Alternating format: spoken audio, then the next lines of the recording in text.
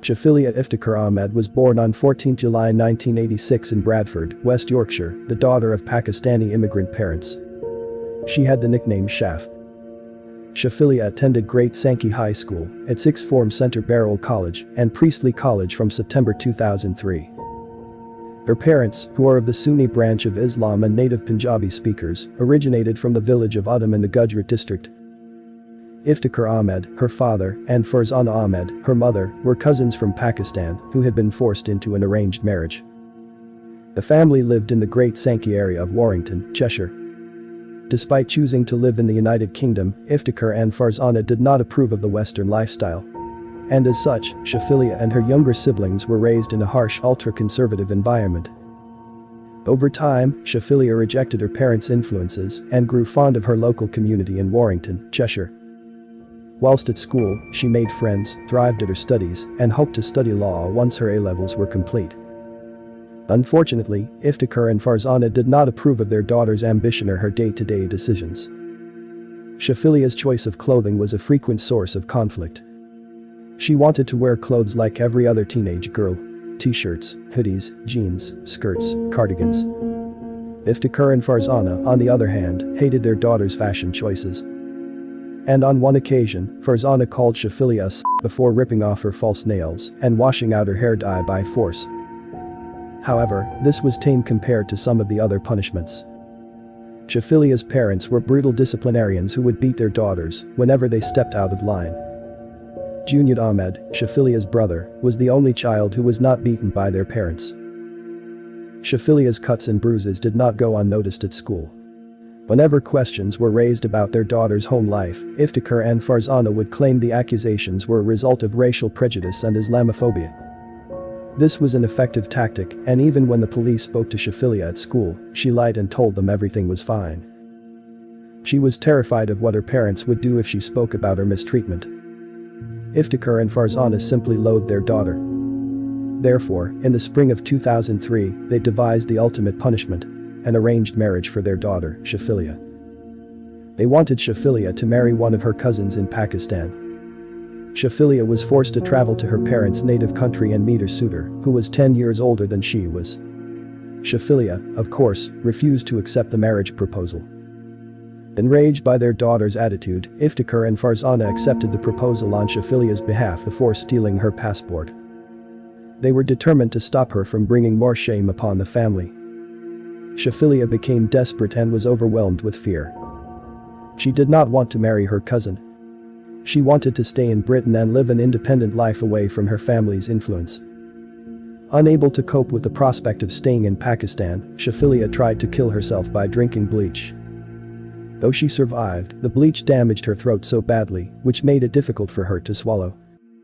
Shafilia was then taken back to Britain and treated at her local hospital in Warrington. While she was there, her father told the nurses that she had drunk the bleach accidentally during a power cut because she thought it was mouthwash, claim prosecutors called a stupid and obvious lie. After Shafilia left the hospital, the beatings and the arguments continued to escalate at home. The mutual hatred between Shafilia and her parents had never been so intense. And eventually, Iftikhar and Farzana's fury turned them into murderers. On 11 September 2003, Farzana went to pick up Shafilia from her part-time job at a call center. When Farzana saw what her daughter was wearing, which was a t-shirt, a hooded cardigan, and a pair of tight-fitting jeans, she started criticizing Shafilia immediately. But rather than beating Shafilia as they normally did, Iftikhar and Farzana decided to end their daughter's rebellious ways once and for all. Whilst Shafilia was sitting on the sofa, Iftikhar and Farzana held her down, preventing her from making an escape.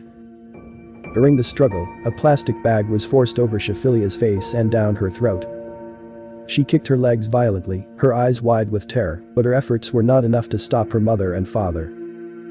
Shafilia's younger siblings witnessed the entire scene, and when the deed was done, they saw their father putting Shafilia's body in his car before driving off into the night. Her teachers from Great Sankey High School noticed Shafilia's prolonged absence for a week at school and decided to inform the police. Iftikhar and Farzana claimed their eldest daughter had run away from home. They also told their other children to repeat this lie if they were asked any questions. In February 2004, Shafilia's dismembered remains were found after heavy flooding in the River Kent near Sedgwick, Cumbria, about 110 kilometers away from Warrington. Police said the corpse was deliberately hidden, and a gold zigzag bracelet and blue topaz ring found with the body were identified by her parents. Due to the advanced decomposition of her remains, the cause of death could not be determined by coroner Alison Armour. Shafilia's dentist said he was 90% sure that the lower jaw found was hers after examining the dental work carried out on it. Shafilia's parents were released without charge after briefly having been arrested along with 5 other members of her extended family. The initial lack of evidence kept Iftikhar and Farzana out of prison for years. They continued to say they were innocent, whilst the police put thousands of hours into the investigation. In January 2008, the coroner's inquest held that Shafilia was the victim of a very vile murder. Having been taken from her home on Liverpool Road in Warrington, the verdict was unlawful killing. Her family left the inquest without making any comment. 7 years after the murder, on 25 August 2010, Shafilia's younger sister Alessia arranged a robbery that took place at her parents' house, during which she, her brother, sisters, and parents were in the house. She was arrested immediately and told the police about the night her sister had died. She also told the police that her parents had killed Shafilia after trying to force her to accept the arranged marriage. Her parents were afraid her refusal would bring shame on the family, so her father put a plastic bag in Shafilia's mouth and suffocated her to death. On 7 September 2011, Cheshire Police announced that Shafilia's parents had been charged with her murder. Their trial began in May 2012, and they were both found guilty of murder and sentenced to life imprisonment, with a minimum term of 25 years on 3 August 2012. Remarkably, Alessia's other siblings sided with their parents during the trial and refused to tell the truth. Mr. Justice Roderick Evans said, an expectation that she live in a sealed cultural environment separate from the culture of the country in which she lived was unrealistic, destructive and cruel. Cheshire Police purposefully did not refer to events as an honor kill, clarifying they do not legally recognize the term and that what had happened was simply murder. After the trial, police were said to be looking into the possibility that Ahmed's parents had help when they dumped her body in 2003 and that they were looking into new information revealed during the trial. In August 2012, the chief executive of Bradford Council for Mosques encouraged anybody knowing about the case to come forward and said his group would help police.